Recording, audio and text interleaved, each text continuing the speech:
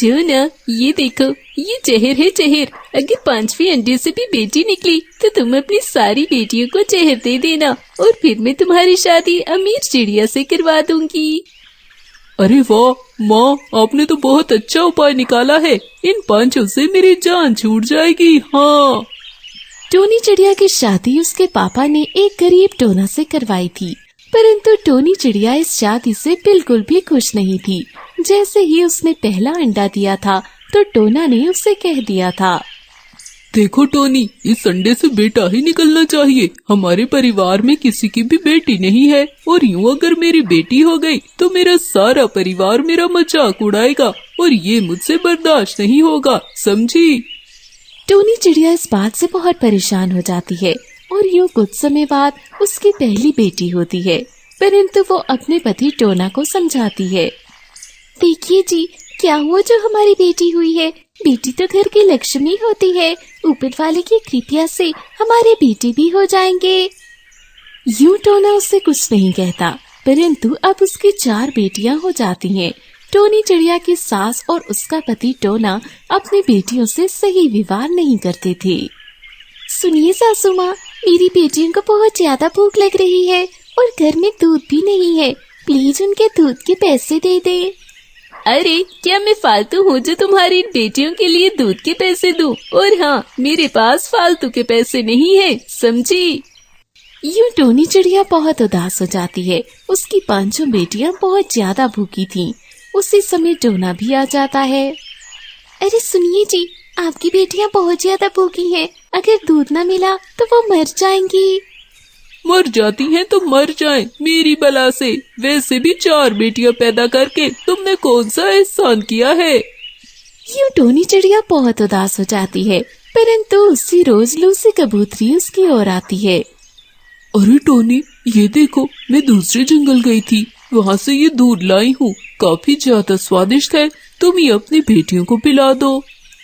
तुम्हारा बहुत बहुत धन्यवाद। मैं तो कब से आस लगाई बैठी थी, ऊपर वाले ने तुम्हें मेरे पास भेज दिया। यूं टोनी चिड़िया बहुत ज्यादा रोने लगती है। लूसी कबूतरी भी बहुत परेशान हो जाती है। अरे क्या हुआ, सब ठीक तो है ना? पूछने पर टोनी चिड़िया सब कुछ बता देती है।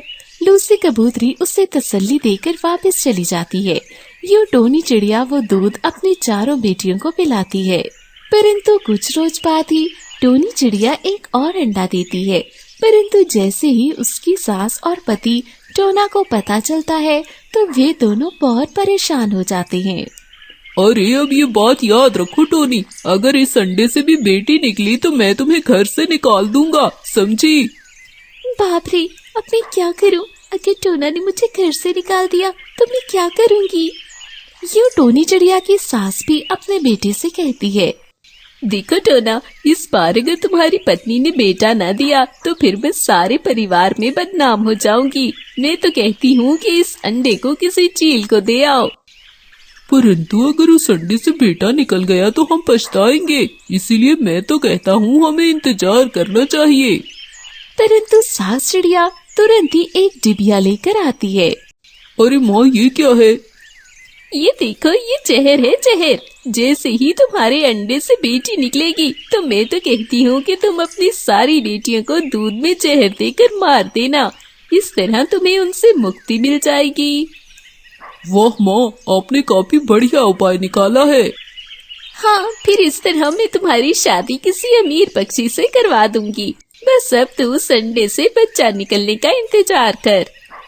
यूं सास चिड़िया और टोना बहुत ज्यादा खुश हो जाते हैं, परंतु ये सारी बातें टोनी चिड़िया सुन लेती है।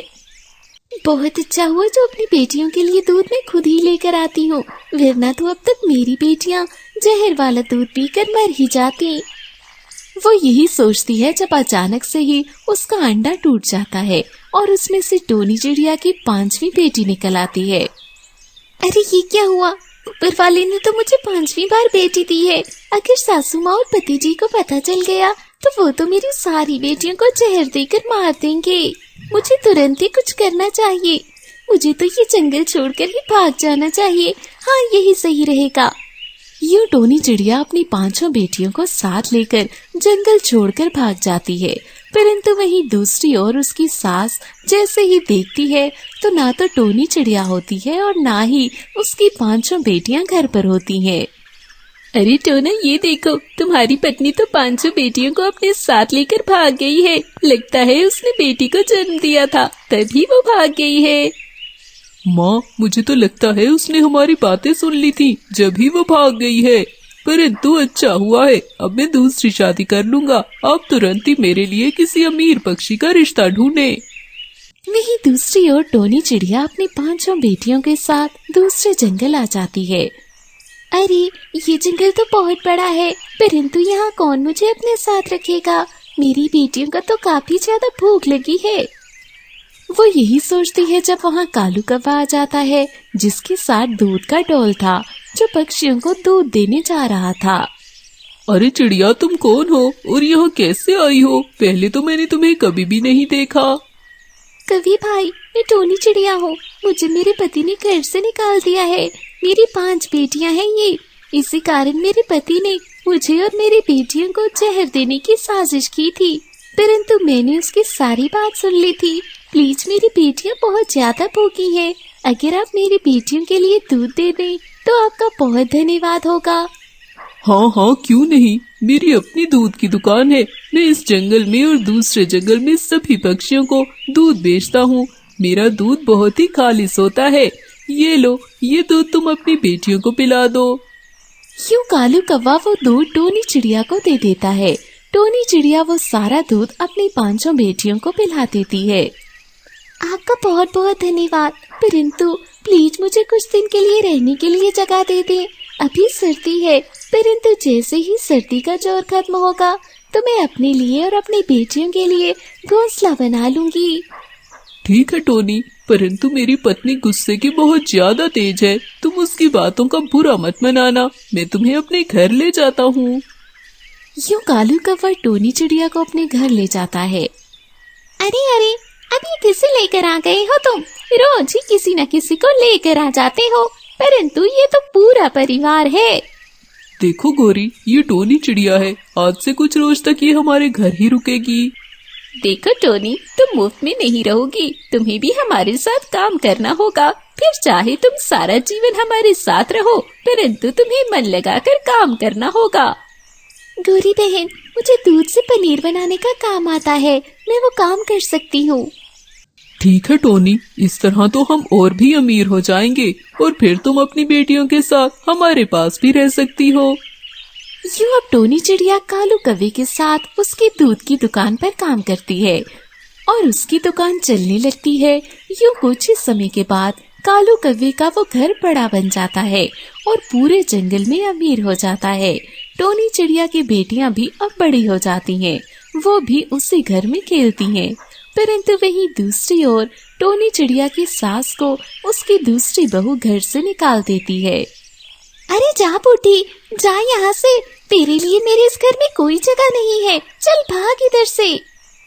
अरे बेटा, ऐसा मत करो, मत भूलो कि मैंने तुम्हारी शादी अपने बेटे से करवाई थी। जो ना देख, तुम्हारी पत्नी मुझसे कैसे बात कर रही है।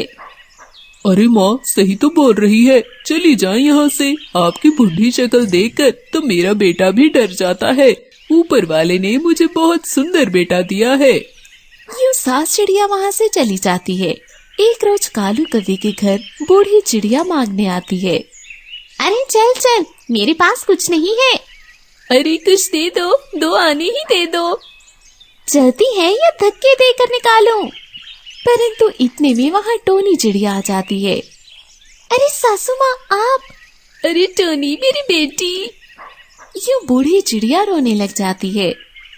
गोरी बहन, ये मेरी सासू माँ थी, परंतु इसने तुम्हारे साथ बहुत बुरा किया था। इसे तो कुछ भी नहीं देना चाहिए। प्लीज मुझे क्षमा कर दो। मेरे बेटे और मेरी दूसरी बहू ने मुझ पर बहुत अत्याचार किए हैं और मुझे अपने घर से निकाल दिया। मैं आए रोज तुम्हें याद करती हूँ, मेरा कोई ठिकाना नहीं है अब। अरे सासू माँ, ऐसा मत बोले, आज से आप इसी घर पे रहेंगी।